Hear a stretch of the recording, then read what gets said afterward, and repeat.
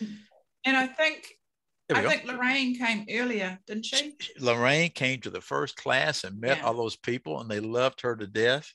You know, we just love those people from that little island country, you know. So it was real good. It really was. That's good. Yeah. So anyway, it is so good to see everybody tonight. And so let me pray for us real quick, and then I just got a question for you, okay?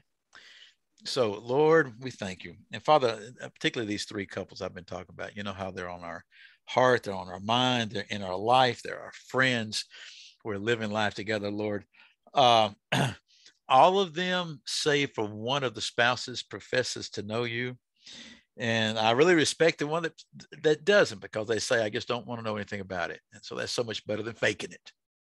And so, Father, just continue to draw them, as I know you are. And Lord, I pray that right now, Lord, even this very evening, that they will just be overwhelmed by the power of your Holy Spirit. Lord, they all know the truth. They all have their positions. They all have this. They all have that. But Lord, even as Sabrina said, may they all just abide in you and walk in obedience to you. Then out of that, Lord, that you would just release such an outpouring of your strength, and Lord, of compassion and love and grace and mercy for one another, to one another. Lord, I thank you for the time we had this week in studying your word. And Lord, I thank you overall for just this particular course, Lord, just personally for me, what all you've done, what you've shown. Lord, we just bless you and thank you in Jesus' name. Amen. So that's my question, guys. What did you receive out of Mark? Just quickly.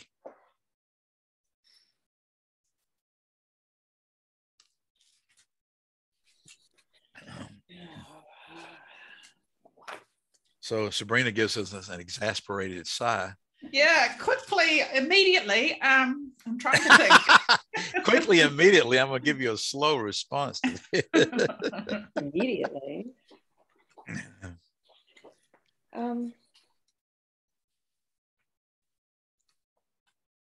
don't know whether I can stick it into a sentence. Yeah, I know what you mean. I just liked the flow of it. I was actually, I mean, I've been a Christian for a long time and reading my Bible a long time, but I never really gave Mark enough value. Yeah. Because, I mean, there's 4 Gospels. Yeah. And you always have your pet one, don't you? Yeah. I mean, I love John. But Mark is actually really distinct, to the point, and organized in such a way that there is an interesting flow and themes and things are related to each other. Yeah. Yeah. No, I think that's something just from a logistic, mechanical point of view, I think that struck everybody. Mark is very succinct, you know. Yeah. I used to think that he was like an abbreviated version of all the other Gospels. And that's very crude way of expressing it, because there's actually times when Mark tells us more than the other Gospels do. Yeah. But about the way he wrote it, and the fact that it's pretty obvious, even what we saw this week, that he's getting the bulk of his information from Peter. And you have these Peter insights, and you have this eyewitness kind of thing.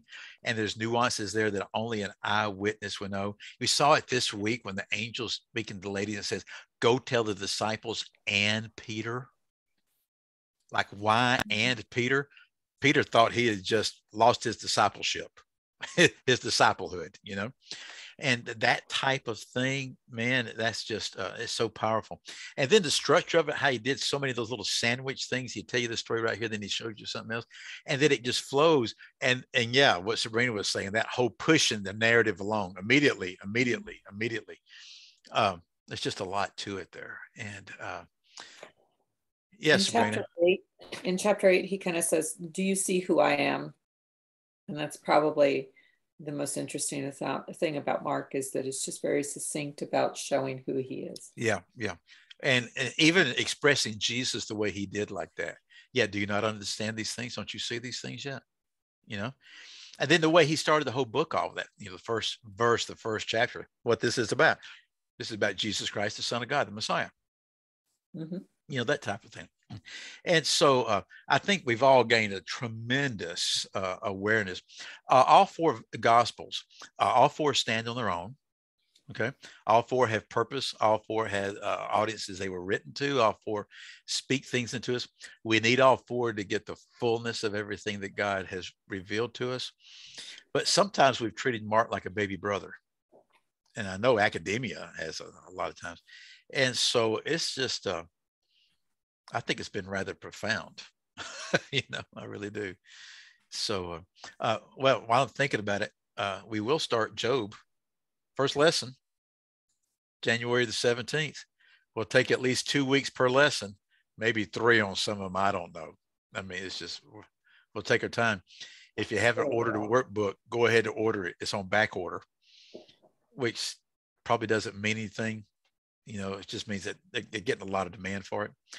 But if it takes a while, you can download that first lesson. That little thing that says, look inside is actually the first lesson. You can download the whole PDF. Job's going to be really interesting. I've just finished a book by one of the top rabbis that wrote a commentary on Job, from getting it from the Jewish perspective. That's exciting and sad at the same time when you see some of the things there. But anyway, enough of that right there. So this week we picked up chapter 15, chapter 16. How does chapter 15 actually begin? Oh, can y'all see the scripture down at the bottom of the screen right there? Mm-hmm. I'm doing a little different. I don't know why I didn't think about this before, because then we can see each other's lovely faces. Except that in the middle, there's a delay. Like, I've got the video on the right hand side, but then I've also got you guys in the middle, and there's a delay. You got 2 separate screens? No, because you're sharing your screen, right? Yes. And on your screen, my lips are moving after I finish speaking. It's probably because you live on the other side of the world. No, not really. It's actually pretty good right now. I have experienced that before, There's a tiny bit of a delay, even in my screen. So, sometimes you'll have this screen right here. I know I'm messing y'all. You see the double screen up here? Yeah. You see Sabrina. Sometimes that screen right there is actually the screen of who's talking at that moment. Yeah. So you'll have that. Usually I just cover that up, or I'll throw it on my other monitor. I've got 2 monitors. Well, that screen that you're covering up, I've got all of you down. You can change it from not just the speaker. You can have a gallery. Yeah, you can do the whole gallery. Yeah, the whole view thing. Yeah. So I've got the gallery on the right hand side, and that's real time. But your screen share is delay. It's probably the time lag is because what we're trying to do. Yeah. I mean, we're actually shooting this signal about 27,000 miles here. Back by the time we do it back and forth, I'm amazed it works as well as it does. So anyway, how does it start? First verse? Early. What morning? That would have been 14th day. Yes, ma'am. Of what? Some month of the sun. Isn't it Nisri or Nisan or Abib? Or Abib. Abib is also a name they use. I think one's Babylonian and one's not. I don't remember. And so it's early in the morning. And what's going on? Tell me quickly, because boy, this is a long chapter. Yeah. So the chief priests, the elders, and the scribes bound up Jesus and sent him to Pilate. They bound him after a what? They get together for what? They immediately held a consultation. And what do you do with a consultation? Consult. You consult, exactly. Yes. Immediately they got together. You find out later that, we'd seen this already too, that not everybody agreed with what they we're consulting about. Also, when you look at the other gospels and things, it looks like there was a portion of the Sanhedrin, the council right here. It says the whole council, it's everybody together, but it wasn't every individual person. Then later on, they voted on it, and every individual person voted however they wanted to vote. Some were against it. We know that Joseph was. We know that Nicodemus was. So they bind Jesus and they haul him off to Pilate. Why to Pilate? He's the Roman dude. Well, so what? He gets to decide. Decide what? Death. Execution. Yeah, they wanted to kill him. And they had found him guilty of what? This is important. Blasphemy. Blasphemy, right. Now, they bring him for Pilate because they don't have the authority to kill him for that, but only the Roman government can do that. Verse 2, Pilate questioned him. What was Pilate's question? Like, are you the king of the Jews? So tell me, where did that question come from? He had apparently been hearing it. You think so? Yeah, because later on he says that he knew that they brought him, they had handed him over because of envy. They were envious. Yeah, he knew that they were envious. But why that question? Well, didn't his wife say something about don't have anything to do with us? Yeah, his wife said, hey, I had a dream, don't have anything to do with this guy. Okay. But the king of the Jews is not, she didn't call him king of the Jews. Didn't the elders and the scribes and stuff say that to Pilate because the Romans wouldn't want to have a king for the Jewish people hanging around? That is exactly what I think is going on here. Because if they showed up before Pilate and said, we found this guy to be guilty of blasphemy, he's going to kick them out on their ear. He doesn't care about blasphemy in the Jewish faith. I mean, so they go in and they lie to him and say, he says that he's the king of the Jews and he's rabble rousing with all the people. Well, that's going to be a threat to the Romans. That's going to get the attention of Pilate. I think it's the Jewish leaders came in and that's what they said to him. So they're playing really loose right here. Yeah. I mean, they could get in some serious trouble. And so Jesus answers him and says what? Yep, I am. Well, it says right here, it is as you say. Really, all that we have is you say. You say. Right. See, Jesus didn't really want to call himself the king of the Jews, though he is the king of the Jews, so he can't say that he's not because he is. But it's really not time to do that, particularly in front of this dude right here. But you know what? What you see Jesus doing all the way through this stuff, when he's falsely accused, particularly by those religionists, he keeps his mouth shut. Mm-hmm. Something we're all experts at. Whenever we're falsely accused. Why don't you shake your head, Sabrina? We want to defend ourselves. Oh, gosh. Are you kidding me? The first thing out of our mouth, just lie. We want to do that, And I'm not saying that we should never defend yourself. I think there is a time when you do that. But it's a great model right here of Jesus, what he did. He would not say anything when he's falsely accused. Even when Pilate, just a moment, Pilate said, hey, listen to them. Don't you hear what they're saying? Why don't you say anything? But when somebody says something true, even if it's Pilate, he says it in a somewhat oblique way. He says, well, you say that. You say that. So he's confirming that it's true, but he's not really saying that. When the chief priest got in his face, remember the reason he's being accused of blasphemy around, it says, are you the one? Are you the Son of God? He said, well, yeah, I'm the Christ. He says, yes. So the chief priests just start launching into him when he says this right here. And Pilate's amazed and said, why? Why aren't you answering the charges? So why did Jesus not answer the charges? Well, he knows where he's going. Yeah. Mm-hmm. He's supposed to go there. And it really wouldn't have done anything. Wouldn't done anything. And you know what? I'm going to use this term, though. Y'all can give me a better term. He'd been baiting them all the way along because he knew why he came. He knew he came to die. So therefore, he must what? He must die. And even from the very beginning of Mark, and Mark's been real useful at that, just to see the events that happened, how they tried to set him up on this and this didn't work, tried to set him up with this. And I think the third time or after the third time they tried to do something, they went to the Herodians. They started working hand in glove with the political party, to do these things. And so Jesus, why is it? I often wondered about this. And Mark sort of helped clarify this in my mind. Why did Jesus do these things on the Sabbath? Well, he did them because the Father told him to do them. We know that from John 17, okay? He did these things, but he knew that it would do several things. It would reveal the ridiculousness of the interpretation that the Jewish people were having to live under of the law and all those rules that they had created. It also gave them understanding about what the true Sabbath was. But then it also started dealing with the issues that would eventually bring his death.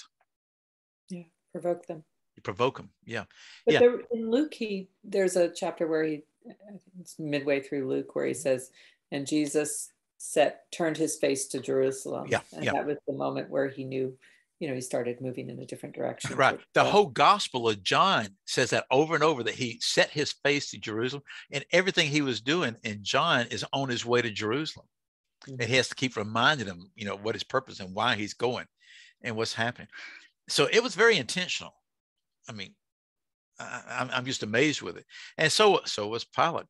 So, you get the whole narrative right here, how Pilate used to release a prisoner. So what does Pilate decide he's going to do right here? Well, let me put it this way. What is your opinion of Pilate? Oh, he just wants it to be over and done with. He doesn't really want to get too involved. He doesn't want to get too involved, wants to get over with. What else? He's interested in pleasing the crowd.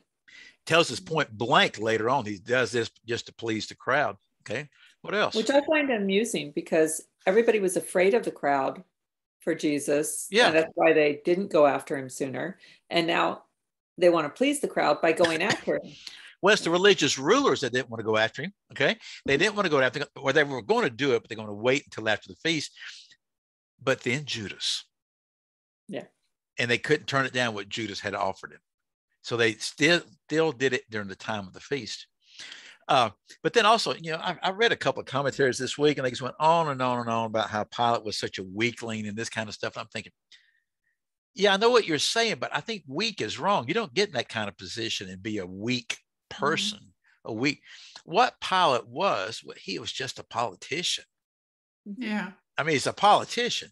And don't we see that today? Say whatever you think needs to be said in that situation or circumstance, then deal with whatever afterwards. Well, here comes my wife after talking with the police. I may have to find out what happened here, Sabrina. Police? Yeah. No wonder you did marriage counseling. That's what was going on. Hey, you there, baby?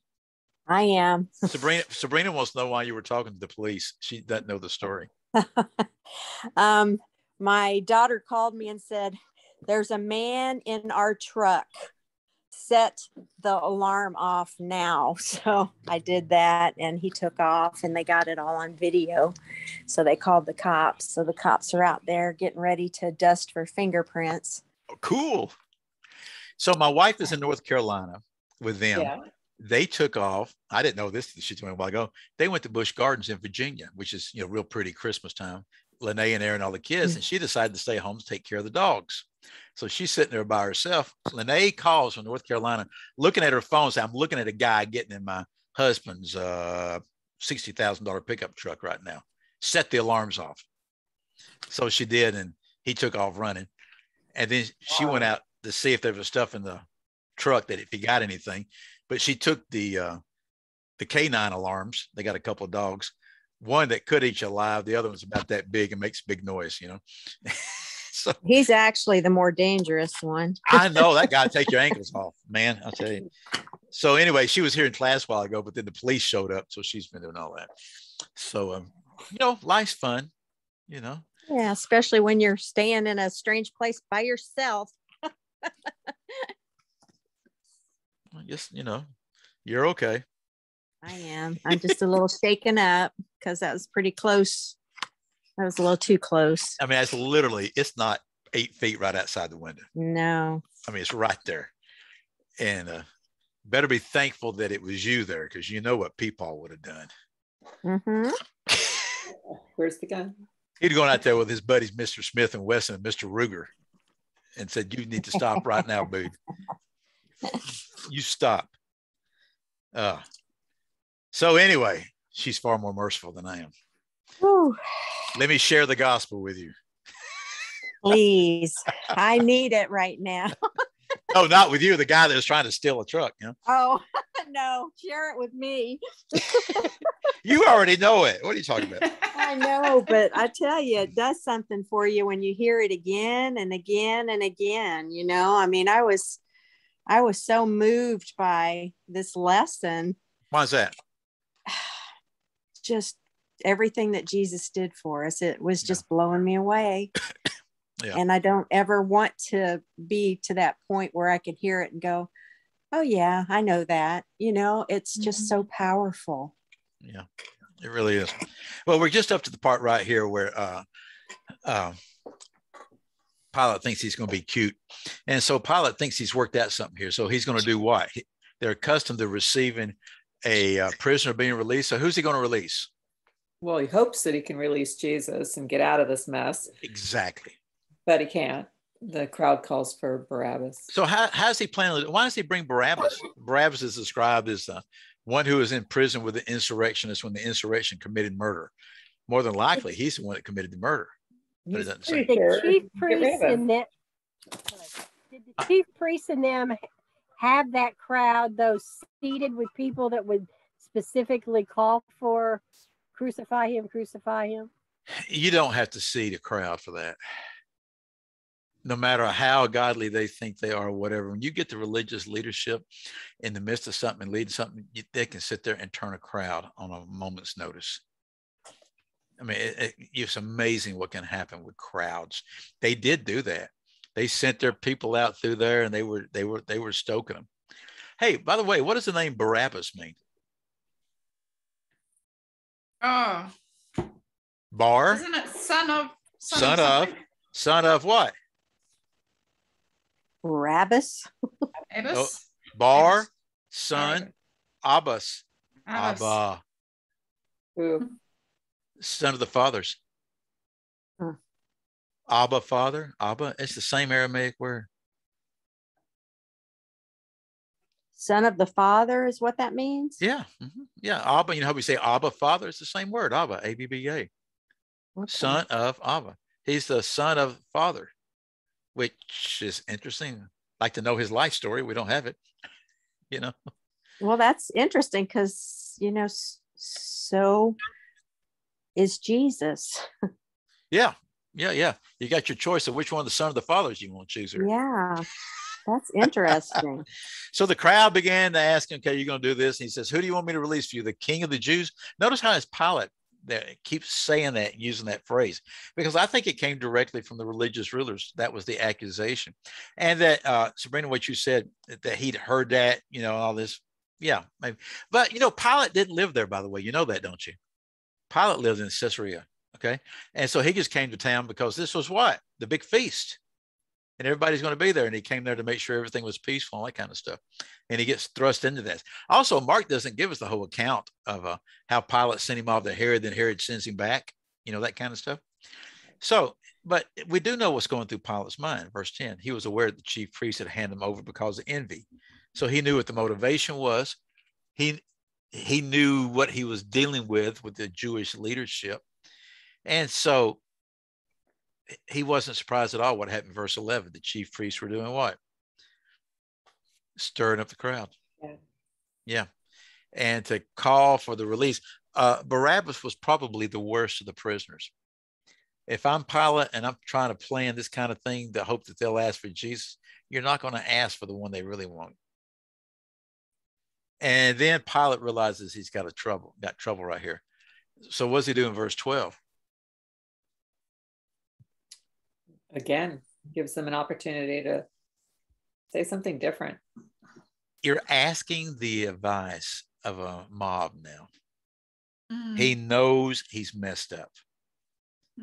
He should have listened to his wife. Yeah. Often that happens. Like in marriage counseling here. Yes. I'd say 99% of the time. Nothing new. You know, we have fun with it. Well, if Adam hadn't listened to his wife, well, you know, there's one time when Abraham listened to his wife and it was wrong. And Ishmael. And then later on, she says something, Abraham's going, then God goes to Abraham and says, listen to your wife. Yeah. And you know, Abraham's going, I can't win for losing here, man. Oh gosh. So he says, then what shall I do with the one called the King of the Jews? Really, you're asking for the input and advice. I mean, it has steamrolled out of control right here. Now they start screaming, what? Crucify him.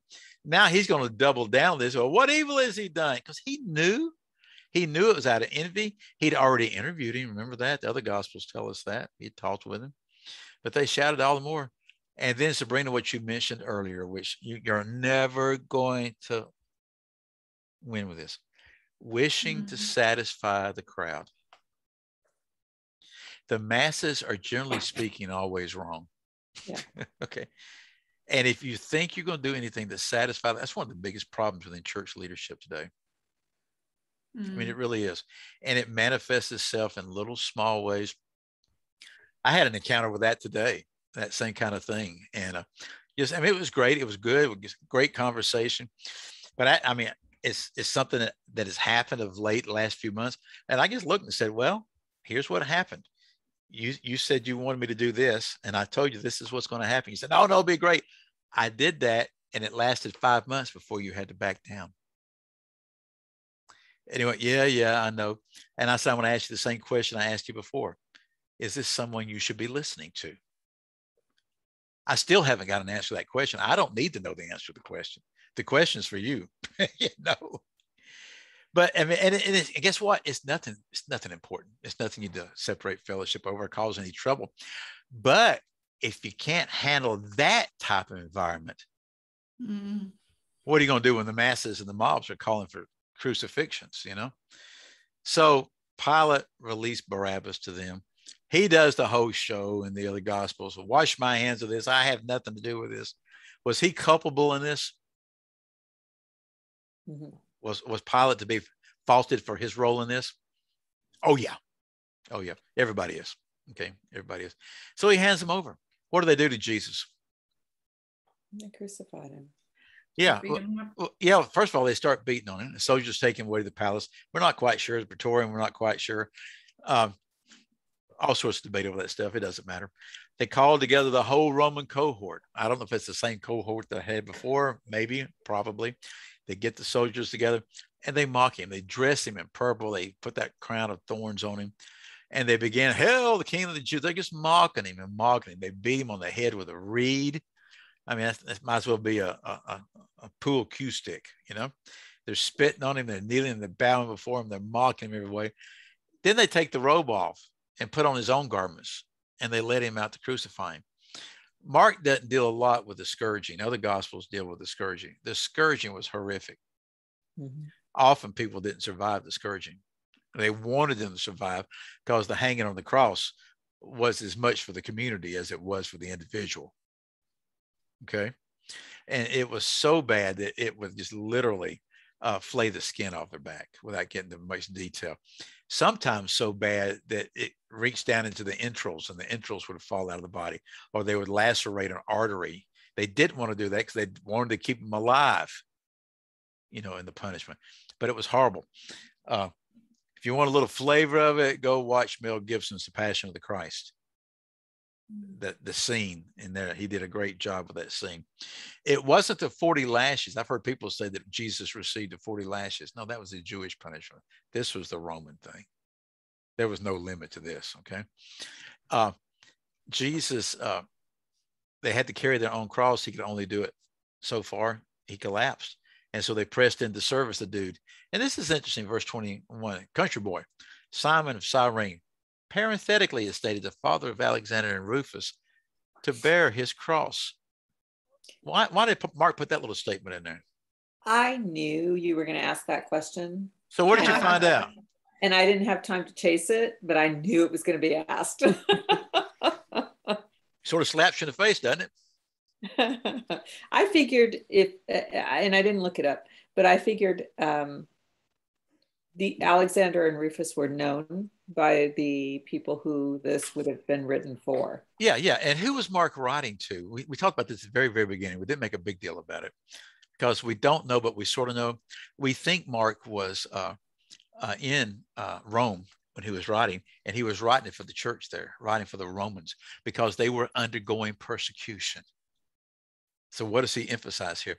So if I click my little button right here on the name Rufus, watch this. Is Rufus Paul's brother? Romans 16:13. Greet Rufus, a choice man in the Lord, also his mother and mine. So does that mean that Paul's mom was Rufus's mom? I don't think so. I think he was just speaking of her as being like in a motherly thing. Yeah. They were friends, his mother and mine. Yeah. And so we're thinking it's along that line, though I think the same thing. You know, Rachel said, I wonder if they were kin, but probably not. We think this is probably the same Rufus, that they knew Rufus and Alexander, that they were actually there with them. Mm-hmm. And it sort of shows us that Simon probably became a believer, and his sons did. And his sons were there. And maybe even Simon might have been in Rome at some time. What they call internal testimony.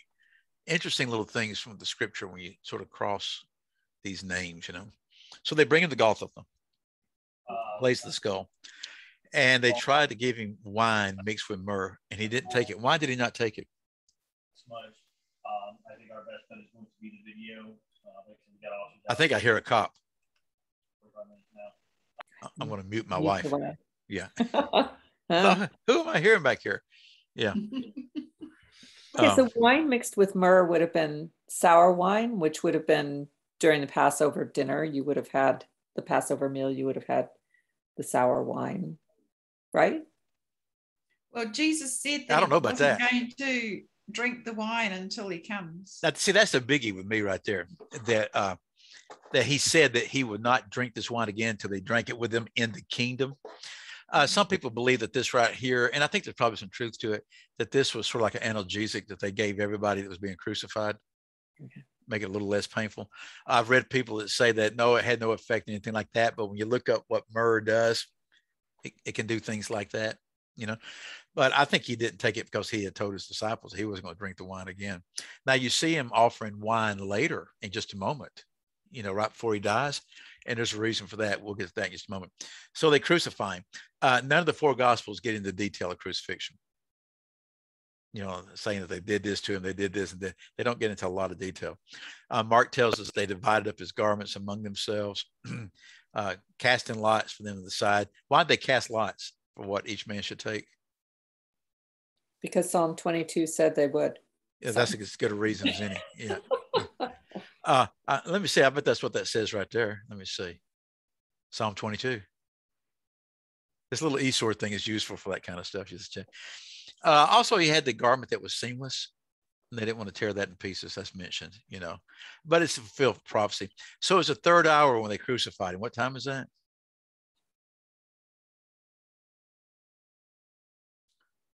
(9 a.m.) Yeah, 9 a.m. Exactly. Yeah. Going by Hebrew time right here in Mark. Some other gospels use Roman time. So, you know, it was traditional that they would put an inscription why they were being killed or something like that. So Pilate puts the King of the Jews. You know, the religious rulers went crazy over that. The other gospels tell us. I think he actually did it in 3 languages. One of the gospels says. And they said, no, say that he said that he was King of the Jews. Remember what Pilate's great response was to that?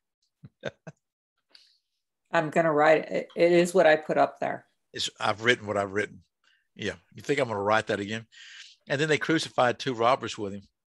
One on the right, one on the left. And the next verse tells us that's fulfillment of the scripture, that he's numbered with the transgressors.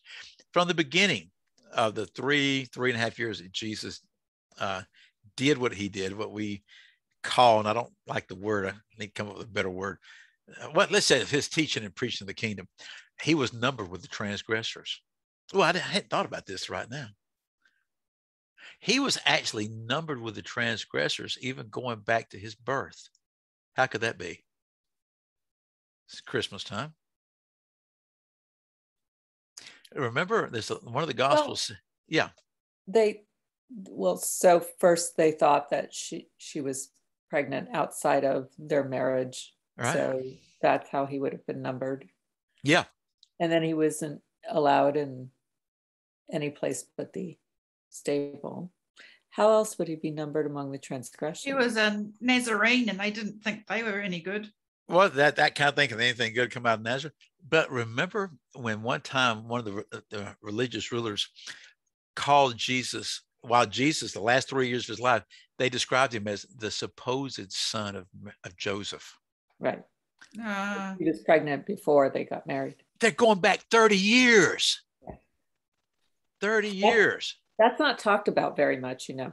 I know. Interesting. Yeah. So anyway, he was numbered literally from the time that he was born among the transgressors. And they're passing all these hurling abuse. They're wagging their tongues. You're going to destroy the temple and rebuild it in 3 days. Save yourself. Come down from the cross. You know, a big thing that just kept going through my mind in these last 2 or 3 lessons, particularly this one, what the Lord did for us, is I highly suspect that some of these folks that said some of these most horrific things repented, and we'll see them in glory. The grace and the mercy and the power of the resurrection is powerful enough to save some of these dudes. I don't know. I know some of the priests believed afterwards, right? We know that. But I'm just thinking that that hurl some of these worst things. But of course, the religionists are going to say the worst things. The chief priest, along with the scribes, are mocking him. He saved others. He cannot save himself. Why are they saying it that way? He saved others. He cannot save himself. Why are they saying that? And who are they saying it to? They're not saying you saved others. You can't save yourself. They're not saying it to Jesus.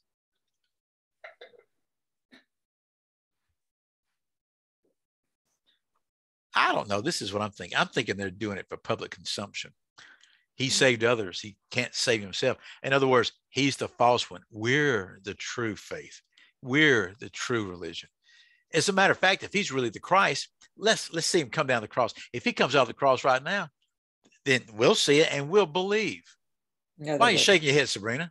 No, they wouldn't. No, they wouldn't. They had seen all those miracles all along the way and didn't believe. Not only did not believe, they attributed it to Satan. Yeah. And even when he was resurrected, they didn't believe. So they started. At this point, it's a very interesting argument that they say, though.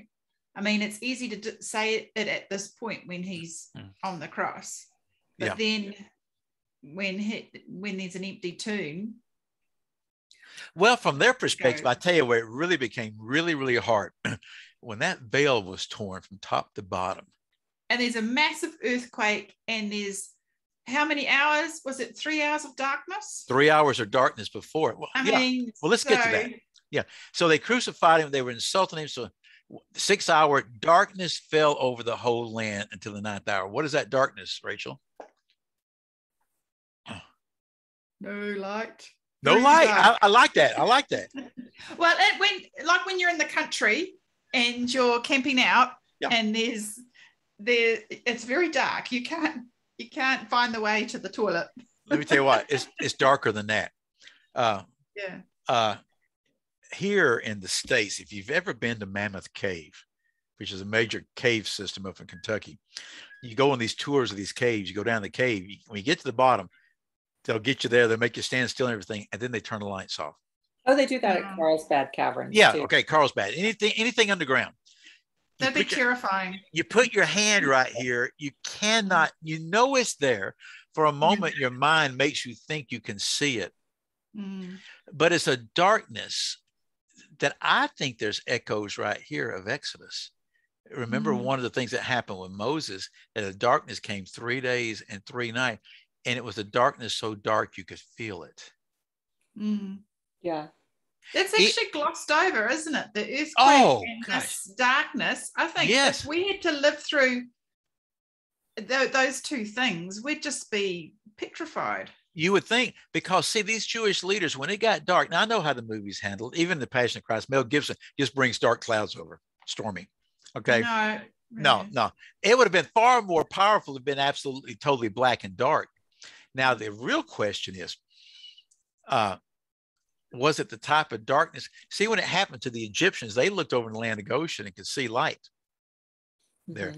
But even in their houses, I think when you tried to light a match and a lantern, it wouldn't work. It was total. Is it kind of symbolic though to also that Jesus is the light of the world? Oh yeah. And that light got extinguished. Oh yeah. Let me tell you, somebody said something in class a while ago that I never thought of. This was brilliant, and I think they had read it to somebody, and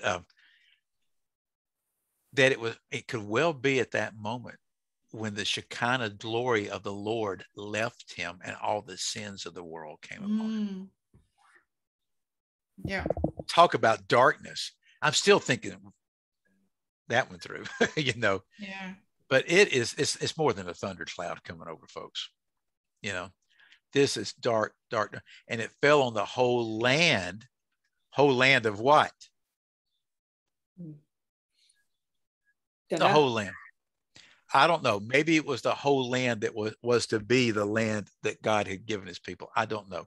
The whole land immediately around there, it was totally, absolutely dark. I wonder whether this has been recorded, you know, like, what's that that historian? Josephus? Yeah, like, was it recorded? Because, I mean, this is a big weather event, really, you know. Yeah. A big natural event. You would think somebody would have made a note of this. Yeah. I don't know. I do know that the history of that time, like even with Josephus, I was listening. What was I listening to this about? For something else. It wasn't for this study, and it wasn't for the Job study. Oh, I know what it was. It was for the study of what day Jesus was actually born on. Okay. And so there's a great book, and somebody has done an audio version of this book. It's very clunky and it's very staticky. Hey, but it's free and I can listen to it while I'm driving along. So I was listening to this, and this guy just goes into the weeds. I mean, weeds you've never seen about this stuff. And one of the things he said was that from the year 4 BC to the year 6 BC, that there's a major gap in historical accounts, in secular histories, in world history. And there's actually a name for it among historians about this 10-year period where we don't know things, and they don't know why we don't know things. And that what was going on and what was happening, and the various things that were happening in the stars, the things you see in scripture, things you see in literature, things you see in historical accounts, and that make us think he's building the argument for why Jesus was born on September the 11th, 3 BC. But there's gaps in this. And then Josephus himself, though he was a great historian, there's major gaps in his thing because he did not want to irritate the powers that be. You have to keep in mind, he didn't want to irritate the Roman government, that he didn't want to irritate this. And same thing happens today. Who writes the histories today? The victor always writes the history. Yeah. Mm-hmm. There's things that we think are true historically, which are entirely not true. They're just lies, you know, a lot of things. I mean, some major things. And so it is curious, you know, if somebody wrote about that, was there really a secular account of there being 3 hours of darkness, you know? So anyway, where are we? At the 9th hour, Jesus cries out. And what does he say? Well, Eli, Eli, lama sabachthani. And then, my God, why have you forsaken me? Yeah, he screams out Psalm 22:1. Yeah. And, you know, we really didn't get into it, and we really can't get into it tonight, but had the Lord forsaken him? No. Trinitarian theology says no. Okay. They're continually united. There is no division amongst the Trinity. Right. So if you read the entire Psalm, yes, he says, it ends with, you have not forsaken me, you will never forsake me. And then it ends with, it's finished. The work is finished. So why did Jesus say that? To point them to the Psalm. to point them to the Psalm, to the fullness of what's being said. Those are out there. I have no problem with feeling that emotionally and from the human perspective, it felt that way. Yeah. Okay. But you see the psalmist doing the same thing there in the 22nd Psalm. You see David do it in all the 40 Psalms. He always starts off, Why are you in despair? You know, why? He's just crying out. Then at the end of it, he says, why are you in despair, my soul? Put your hope in God. There's a fully third of our Psalms are Psalms of lament. Yeah. You know, where it moves, it has that movement. And there are only one or two of them that don't move that way. And I think Psalm 88 is one of those that doesn't move that way. That leave you on the down note. Yeah. Yeah. But the rest of them start on the down note and go, and then go up, you know, at the end into who God. We need more of that in our churches, I reckon, because we need to lament. Yeah, most churches, you're not allowed to. You have to show a smiley face and be joy, happy all the time. Happy. Yeah. Well, you ought to hear some of the music we do, because once I discovered this 25 or 30 years ago, I realized, wait a minute, you can sing the blues unto the Lord. Yes. That kind of thing. So anyway, the bystanders thought he was saying what? He was crying out to Elijah. Yeah. And so verse 36, someone ran and filled a sponge with sour wine, put it on a reed, and gave him a drink, saying, let's see whether Elijah will come to take him down. What's that all about? Why to start with, put on a reed? That tells you that he's pretty high up, you know, but why? Isn't there a tradition in the Passover dinner that Elijah, they always leave an empty seat for Elijah. They do. To turn and come. So maybe they're thinking. Well, isn't Elijah and the Messiah tied together, that there was the prophecy that Elijah is to come first, and yes. Jesus had already said that John the Baptist was the type of Elijah? Well, he said a couple of things to different groups. Some people said, hey, you know, the scribes say that Elijah must first come. And Jesus says, yeah, Elijah must first come. And they're going, and he said, basically, if you believed, then John the Baptist was Elijah. But Elijah's yet to come. But the sour wine, this would have been vinegar wine kind of thing. But a sponge? Who's carrying a sponge around? What's the sponge for? Dip it and get it up to him. I don't know. Do you want to know? Sure. They use. I smell a rat. Well, it's worse than a rat. It's what you're smelling. They use sponges for personal hygiene. Ew. They didn't they didn't have rolls of paper around. Okay. I learned that this week. I wouldn't drink from that sponge. Yuck. No. And then something else. They knew his status. They wanted to give him that sour wine, that vinegar wine, which would have been like a stimulant to wake him up, to keep him from dying, because they wanted to see whether Elijah would come to him or take him down. They're trying to revive him, to keep him alive, to see if Elijah is actually going to show up. Talking about Elijah, is he prophesied to, would he be one of the two witnesses? Is he prophesied to be around with the second coming? There's no definitive thing about that. Right. Because a lot of the first coming sort of prophecies and stuff have a second fulfillment in the second coming, don't they? Absolutely. Yeah. You just have to go by what we know. We know that Elijah is coming before Messiah. If you believe now, John the Baptist was Elijah, but the prophecies is talking about Elijah, the man. Elijah, the man, never died. Everybody always grabs that. It's appointed once for a man to die, then the judgment, right? Then we look at these two witnesses, and everybody wants to say, okay, it must be the two that haven't died, right? Enoch and Elijah, or Moses and Elijah. Well, how you get around that? Moses died. Well, we'll let God worry about that. The safe thing to do is just to look at the facts and just state the facts. Elijah is going to come again. When's he going to be? I don't know. Is he going to be one of the two witnesses? No, we're not told that at all. There's going to be two witnesses. Guess what? They're both going to die. And then they're going to be raised again. Yeah.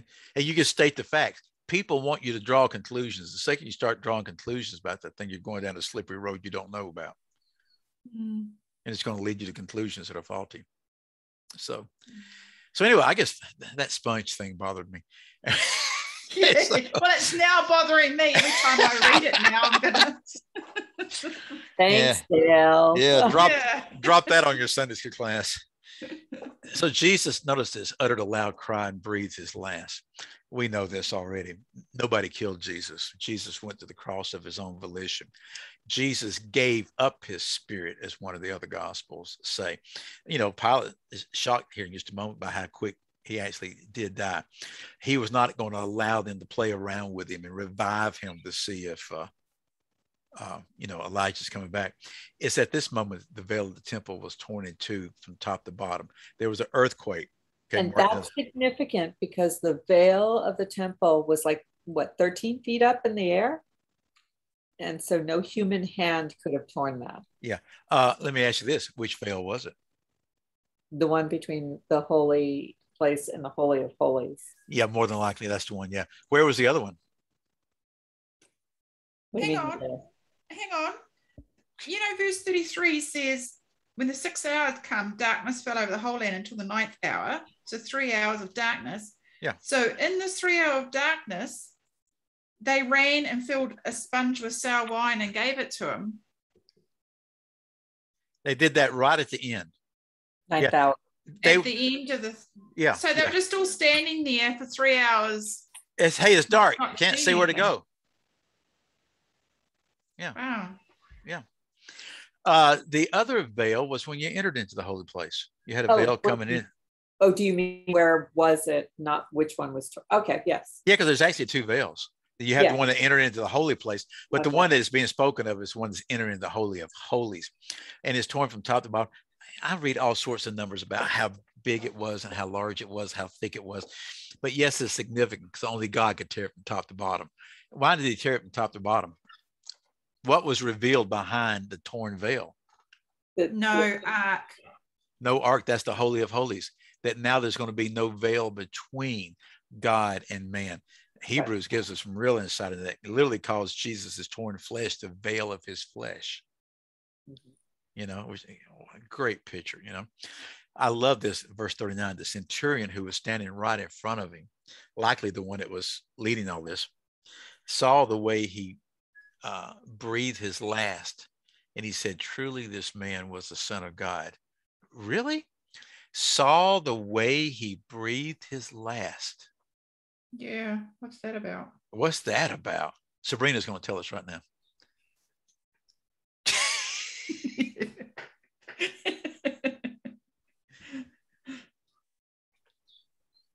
So what? He uttered a loud cry. He let out a loud cry. They thought he was crying for Elijah. They reached down, still probably in the dark right here, right? Put this on the thing, put it up there. He didn't have anything to do with it. And then he breathes his last. He decided to die. He decided to die. He decided to die. This centurion had probably done this several times. He'd probably seen people die like this. He knew what the process was. The longest one we have an account of is somebody hung on the cross for eight days. I think I told you that. That's a long time. Oh, no, I didn't know that. Oh, yeah, 8 days. It usually took 2 to 3 days to die. This was hours. This was 6 hours. They had to break the legs of the other guys for them to die to get them off the cross because the next day is a high holy day, right? Didn't want that hanging around. He saw him breathe his last. He saw him give up his spirit. He became the first Gentile convert. Truly, this man was the Son of God, the first one saved on this side of Calvary.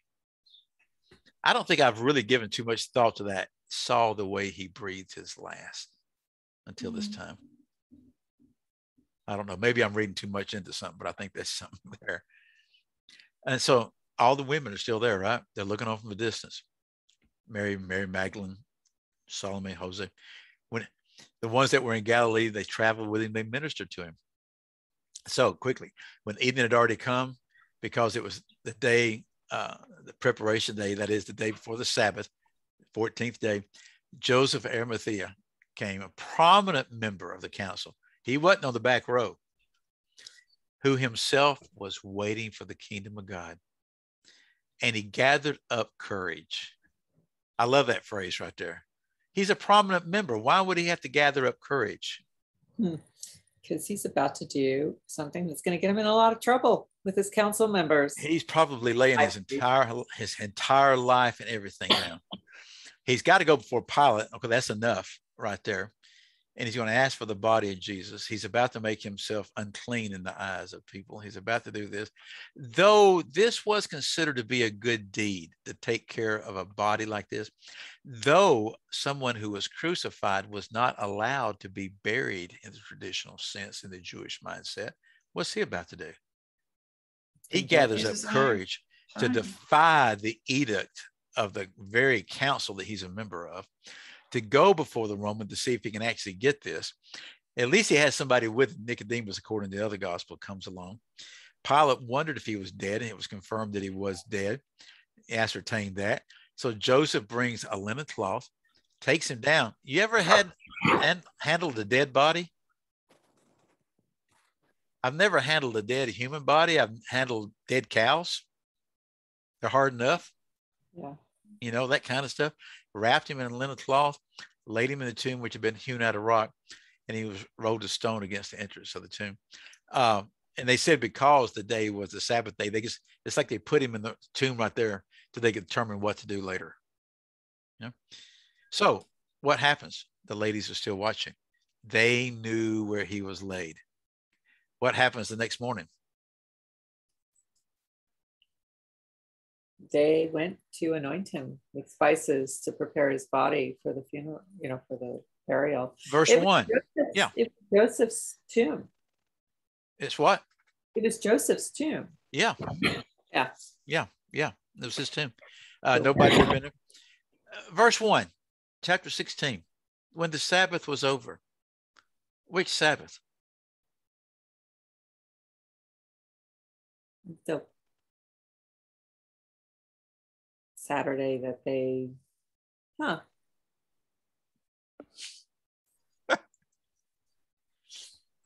Okay, let me think about that. So that would have been after the Saturday, after the Friday. So he was crucified on I think he's crucified Wednesday afternoon.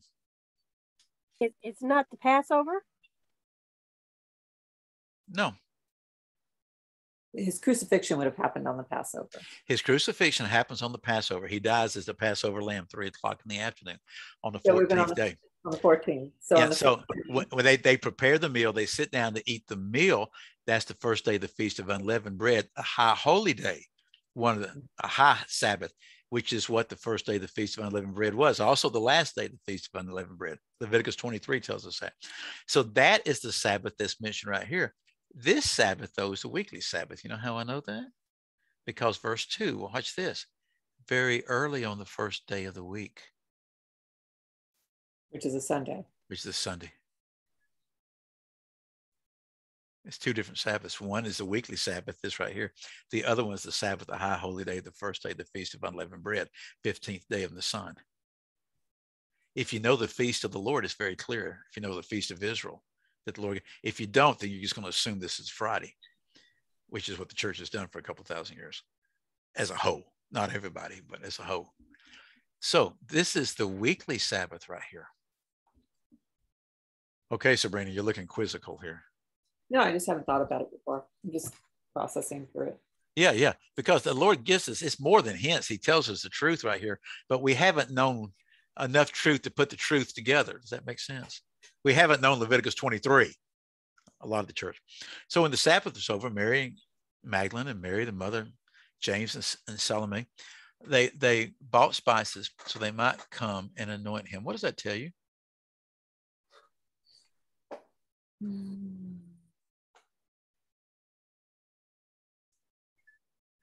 He was just plopped down without any anointing or spices. Yeah, the tradition they would do is you'd put the body somewhere for a year, and that's the time for the flesh to decay and everything. They'd put spices to where the odor wouldn't be too bad. At the end of the year, they'd come in and they would get the bones and they'd clean the bones up and they would put them together in ossuary, sometimes just a little box kind of thing, and put that within the family tomb and store it that way. Here's the primary thing. Well, let's move on. I'll deal with the primary thing. Very early in the first day of the week, they came to the tomb when the sun had risen. And they were concerned about something. What were they concerned about? How are they going to get in? How are they going to get in? How are they going to roll the stone away at the entrance of the tomb?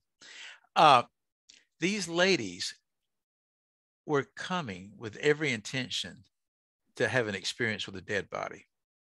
Mm-hmm.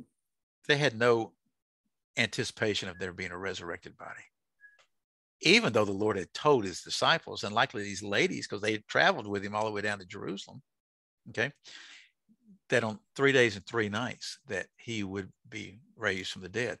He was actually likely raised earlier that evening when it became that day. Let's say 7 o'clock on Sunday evening, which is the first part early on that Sunday. Well, now it's 10 hours later, the sun's come up and they're there to take care of them. They had no sense that there would be no dead body there. They get there, the stone was rolled away, although it was extremely large. They entered the tomb, and what do they find? Nothing. Well, a guy. Yeah, find a young guy. According to Mark, they find a young man sitting at the right wearing a white robe, and they were amazed. One of the other gospels says there was an angel sitting on the rock outside. Another gospel says that there were 2 angels. Guess what? They're all right. They just emphasize particular things.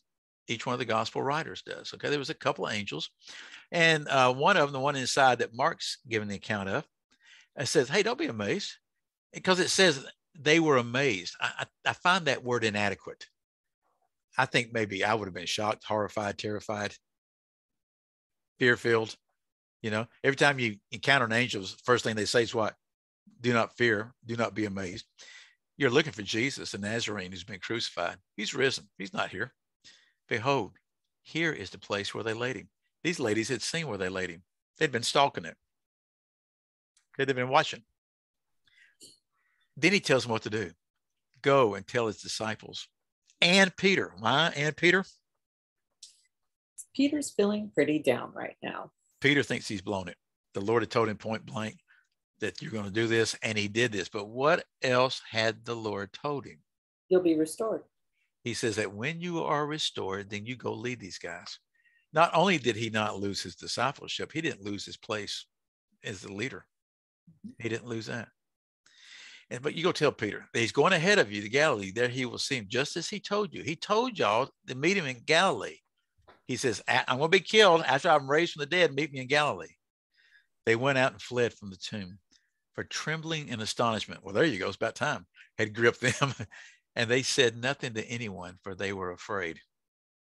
Did y'all encounter anything interesting about Mark here by the time you get to this 8th verse right here? Particularly in relationship to the rest of the verses.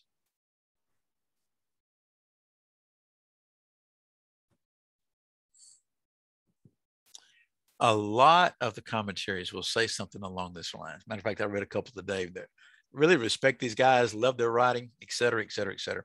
But they literally handle it like this. They will say, well, it's obvious that the original account of Mark ends right here. Okay. And these other verses were added by somebody else at a later date because they just didn't want Mark to end that way. Okay. I will grant you that because of the different style of writing, verses 9 through 20, different uses of terms, different things, all that kind of stuff that really smart people know, that 9 through 20 might have been an addendum. Nothing really new about that. You see that all through scripture. I do question a lot when people come along and tell you what people were thinking and who did it. They'll say like, well, some scribe wrote this right here. That really, how do you know that? You don't know that. Also, they'll come along and say, well, this doesn't appear in these 3 or 4 of the most valuable, earliest examples that we have. You're absolutely right. But then it does appear in dozens and dozens and dozens of other ones. So I think sometimes people come along and they're a little too quick to cut off something. And these 2 particular things that I was reading, they don't even deal. They'll just say something, well, somebody else added this ending right here, and it probably shouldn't be there. And they just totally ignore it. Other people come back and say, well, you can't leave Mark with the ladies running away astonished from the tomb. Why not? You can. And there's a great argument to be made for that, because all through Mark, it boils down to this. If you believe, then you'll see this happen. Several times Jesus dealt with people. If you believe, it'll be okay. If you believe, he's already resurrected. I say all that to say this. You're going to see all sorts of things said about these last verses. I think that the Lord has left them in here. Okay. I don't know if the original writer, Mark, wrote these. Perhaps he did. Okay. He might have added it later and it was having a bad Greek day. Who knows? I don't know. But I think the truths are here. It's basically a compilation from what you see from the other Gospels and the Great Commission idea. But guess what? One of the reasons people want to reject it so quick is it's got some weird things in it. Look at it quickly, verse 9. Now, after he'd risen early, what we want to call weird things, let me put it that way, had risen early on the first day of the week. When did Jesus rise? Early on the first day of the week, not 10 hours in the first day of the week, but the stone was rolled away right before the sun rose. The stone wasn't rolled away to let Jesus out. The stone was rolled away to let people look in. Okay, so I think he probably rose early on the first day of the week. He first appeared to Mary Magdalene, from whom he cast out 7 demons. She went and reported to those who had been with him while they were mourning and weeping. How did they receive it? When they heard that he was alive, had been seen by her. Verse 11, they refused to believe. They had a choice. Believe it or not believe it. They chose what? Not to believe it. Why did they refuse to believe it? He'd already told them that he would be resurrected.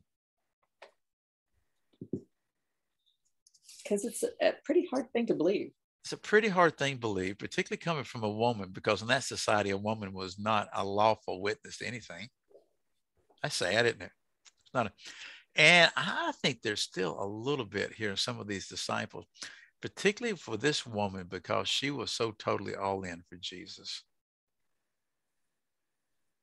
It just made them a little nervous sometime. You know? After that, he appeared in a different, what? He appeared in a different form to 2 of them while they were walking along on their way to the country. The other gospel deals with that. That's the Emmaus episode. In a different form? Well, because they didn't recognize him. So does that mean that he was that he looked different as a person? Can Jesus be a chameleon? Are we going to be able to be chameleon-like when we have our glorified bodies? Oh, that'd be fun. That'd be a lot of fun, wouldn't it? Can we choose what we look like? Apparently he did. And it's age we want to be. Yeah. Slim.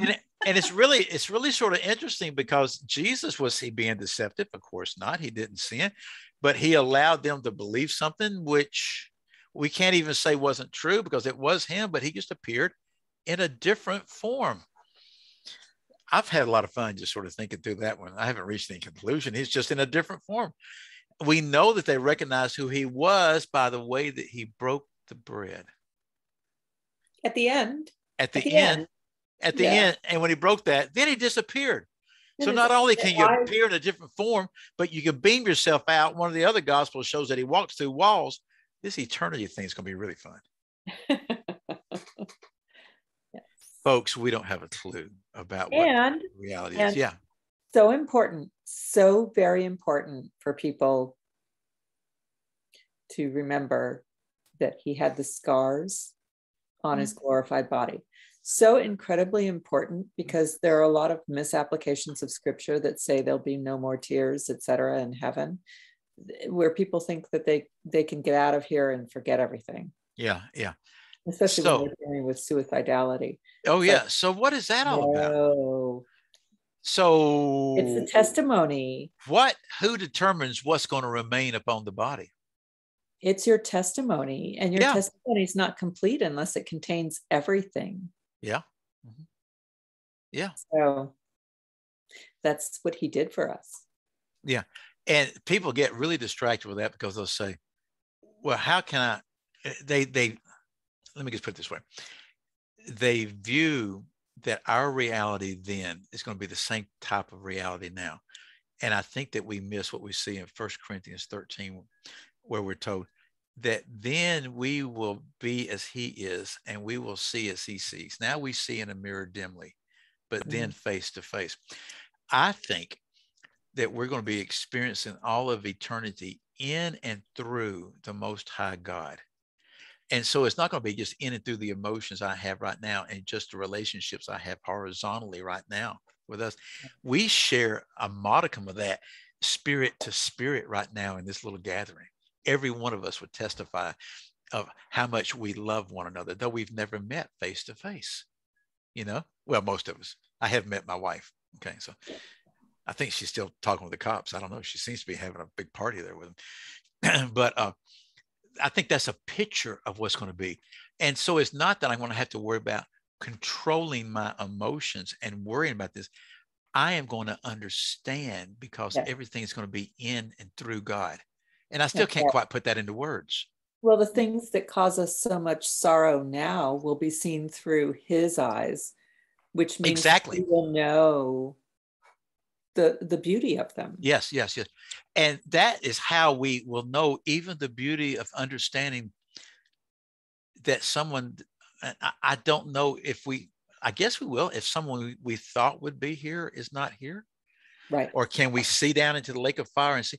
Even if we can, we're not going to be distressed because we're going to know that that is righteous, perfect judgment from God himself, because we're walking in him in a way that we can't right now because of the difference between the unseen realm and the seen realm. There's some intriguing things with that. And scripture gives us really more than hints about it. It tells us point blank if we pay attention. Yeah. It doesn't mean I understand it. I've gotten more and more comfortable with sitting there and just knowing the truth about something and knowing it's the truth, but not understanding it. I think we mess up when we try to have to understand things. We limit ourselves. So they went away and reported this, but guess what? They didn't believe that either. So afterward, Jesus appeared to the 11 themselves as they were reclining at table. Really? How many of them were in there with the 11? Themselves, nobody, just the 11. No, Thomas wasn't there. So that knocks it down to 10. This is just, remember how they were called the 12. The gospel writers would call them the 12. Even at this time, Mark's writing, he's talking about the 11. He's already dealt with the fact that Judas is not there. But it was just a term of endearment. It's just who they were. It's not the actual number because Thomas wasn't there yet. Jesus pops in, literally, walks to the wall, walks to the door because it was locked, chews them out for their unbelief and their hardness of heart because they had not believed those who had seen him after he's risen. How do you think you feel at that moment? You're locked away, sequestered away. The ladies had come back and told you what happened. They'd gone down the tomb to minister to Jesus' dead body, and he's gone, he's alive. These two dudes are going to Emmaus. They're probably a husband and wife, by the way. I'm not sure, but I think they probably were. They spent the whole day walking down there, have that encounter with him, turn around and walk back that same day to report, we've seen the Messiah, we've seen the Christ, we've seen Jesus, he's alive. You reject him and you're still behind your locked door in your unbelief and your hardness of heart. I think it sort of describes a lot of the professing body of Christ today. And he said to them, go into the world, preach the gospel, all the creation. He who has believed and been baptized shall be saved, but he who has disbelieved shall be condemned. He's telling us what we're supposed to be doing, folks, as the body. These signs will accompany those who have believed. I think this is the reason a lot of people try to get rid of these last few verses. They get real nervous right here. In my name, what will those who believe do? And notice it's those who believe. It's not just the 12. In my name, they will do what? Cast out demons. Cast out demons. Okay, we're probably pretty comfortable with that. They will speak with new tongues. Okay, we're probably pretty comfortable with that. Are you comfortable with that, Rachel? I am, but a lot of other people aren't. Okay. They will pick up serpents. And if they drink any deadly poison, it will not hurt them. Hey, Sabrina, you comfortable with those two? And this is something that Paul did with the serpents, right? He was bitten by a serpent.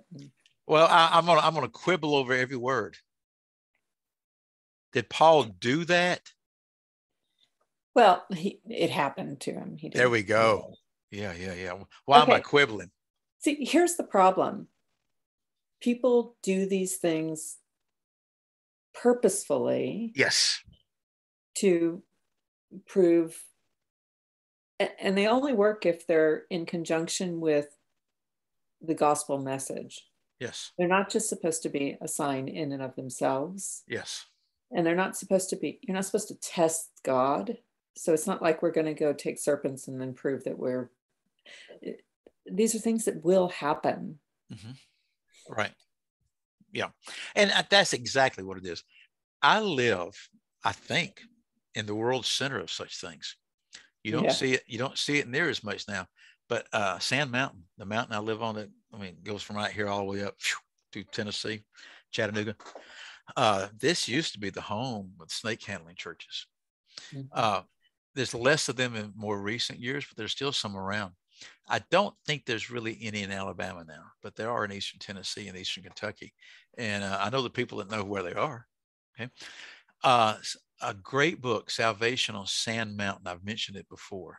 It would be worth your time.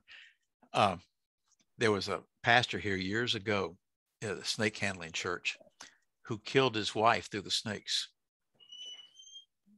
Yep. On purpose? On purpose. Nice. Just belittled her and belittled her and belittled her. And she was at home and everything. He said, if you're really a person of faith, then you'll pick up those snakes. You'll do that. You'll do that. And she did it. And she got bit and she died. They prosecuted him. He was found guilty. They sent him to penitentiary for it, which they should have done. Well, it became quite a news story. And a news reporter from the Birmingham News started covering it. And he met the people. And he was intrigued with the people. And he was intrigued with what they believe. It's a great book. It actually picks up after the trial and after the guy's been convicted. It's not even about the trial. It's about the people. And he actually shares what happens with him when he had an encounter. And he handled the snakes in the church service one time. And when I read it, it just blew me away because it's such a picture of God's grace and God's mercy and what you see in the book of Acts, where it says that God winked at our times of ignorance. And he describes, he's an unbeliever. He described how when he was handling that snake, all of a sudden, just this warmth and this power came all over him. Mm-hmm. What was God doing?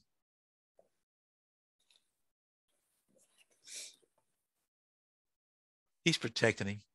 He's meeting him at the point where this guy was questioning and wondering, was it a total misapplication of this scripture? Oh, yeah, totally, completely. The application of the serpent is what you see with Paul at the end of Acts. He's fixing a fire. It's cold. He reaches down the wood. An asp grabs a hold of him. Immediately, the natives right there are saying, oh, it's the judgment of God, the judgment of God. You're a murderer or something. You're going to die. 15 minutes later, he's still alive. And what are they calling him? They're calling him a god. Yeah. Their interpretation at both ends was wrong. It opened the door for him to speak the gospel to them. He actually went out. And their leader's dad was sick with a fever, laid hands on him, healed him, but then healed all the other people. What does it say here? They will lay hands on the sick and they will recover. What's the drinking of deadly poison? The snake handling churches, this is never talked about, but they usually have a jar of strychnine over there. They'll drink the poison too.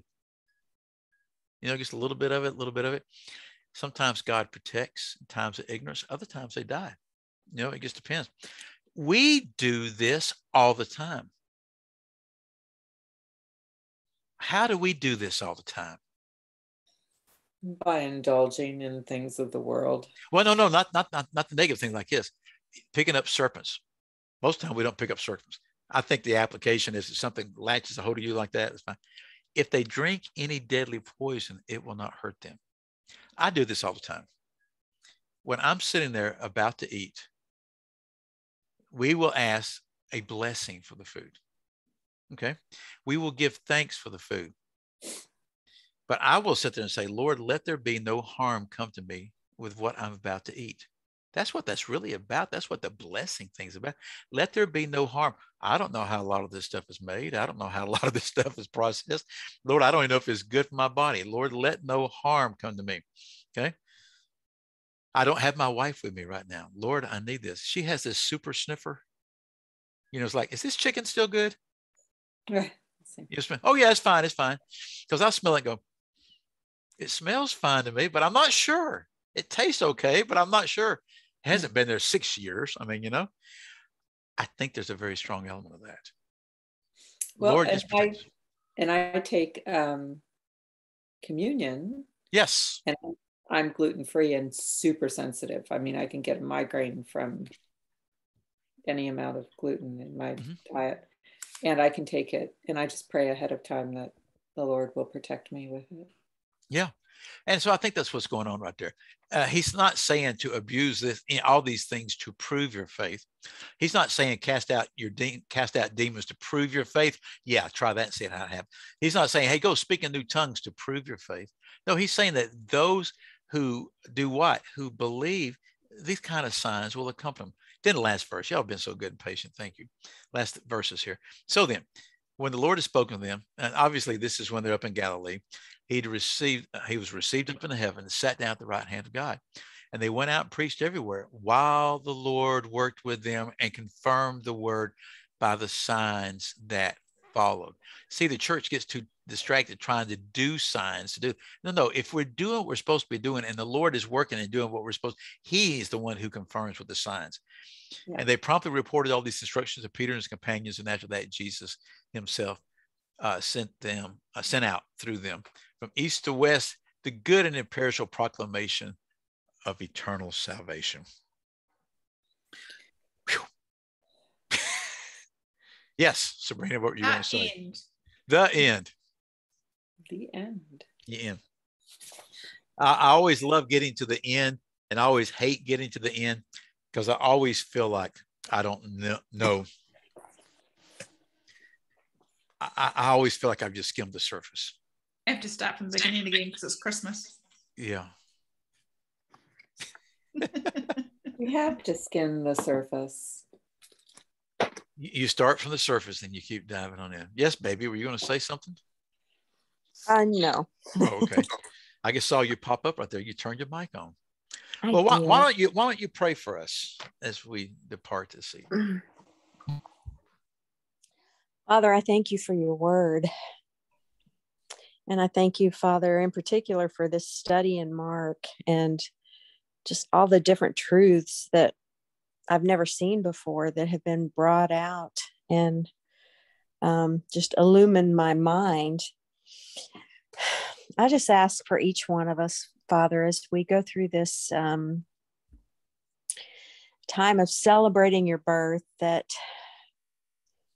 you would just flow through each one of us in mighty ways, Lord. I even ask God in particular that signs and wonders would follow us because we do believe in you, Lord. And I pray that we wouldn't fear just walking in obedience to what you tell us, Lord. I ask that you protect us all, that you give us a wonderful time with family and friends, Lord, and that you bring us all back together ready to jump into Job. And Father, I thank you for each one here, and I ask a special blessing upon each one. And I ask, God, that you minister to them in the depths of their very being, Lord. And I just love you, and I thank you for what you're doing in each life. And I praise your holy name, and I just thank you that you will keep us and bring us back together. Just let our fellowship be sweet always, and help us to always be your imager wherever we go. I thank you, Lord. In Jesus' name, amen. Amen. And Lord, be with Tomoko tonight and just give her a good rest and keep Pongo aware. Pongo's the dog. Yes. Big one or the small one? What now? The big one or the small one? The big one. The big one. Pongo's a big Dalmatian. He's a sweet thing.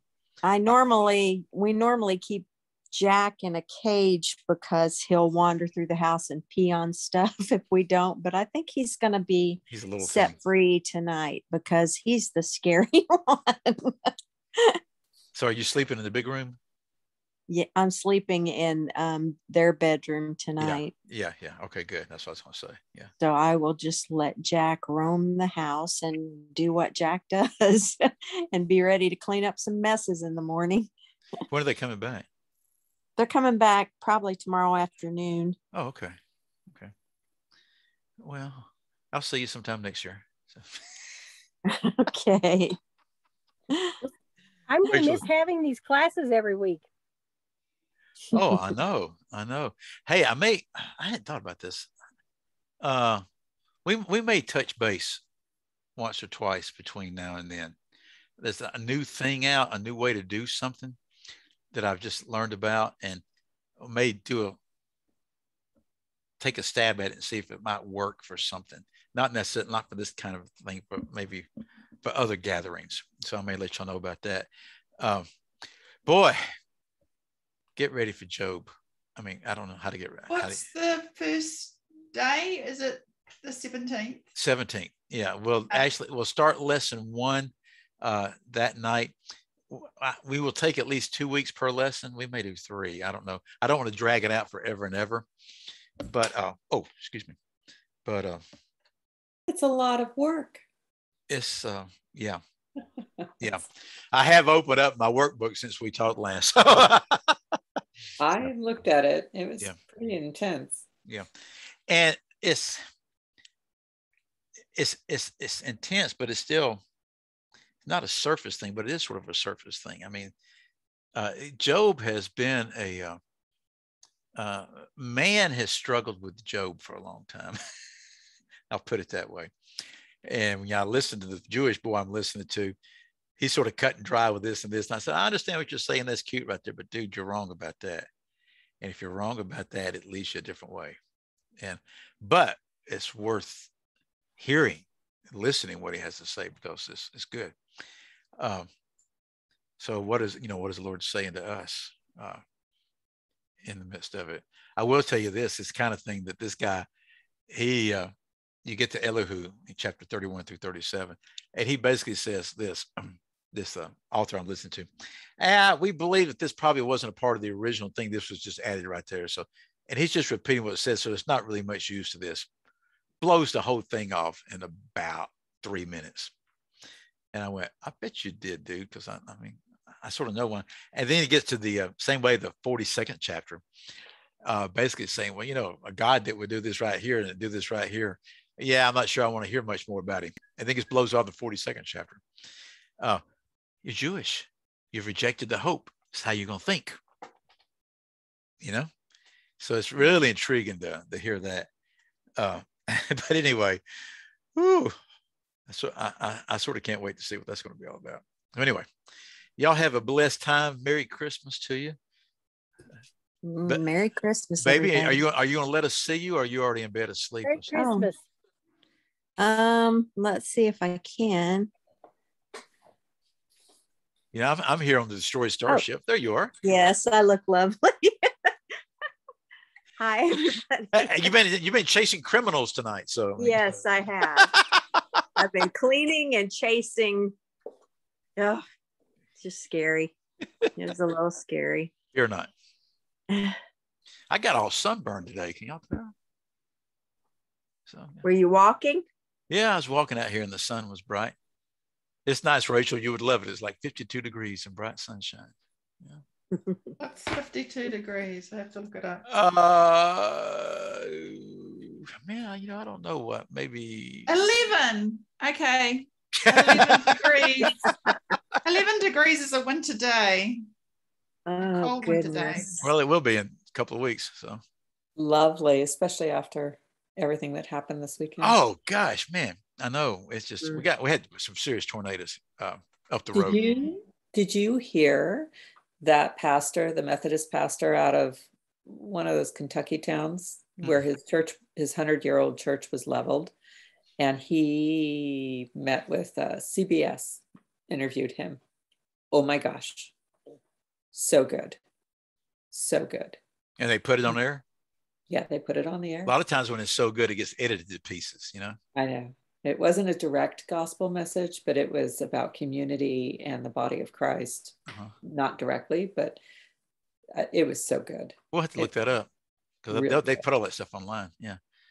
Well, it was, I actually sent a note to our youngest daughter. She was at work, and I said, hey, we're going to have storms, and get ready for camp, the one y'all see from time to time. He gets nervous on these storms, and he's in a hate-love relationship with him. We keep up with him on the radar and everything. And she said, what time are they going to hit? I said, they're going to come through here about 3:30 in the morning. Man, at 3:40, the alarms go off. But I told her, I said, hey, they're already breaking out. I'm sitting here watching on radar up in Arkansas and Western Tennessee. I said, I think this may be more serious than they think. Little did I know, man, there were 8 on the ground at that moment. And those things, and particularly at night,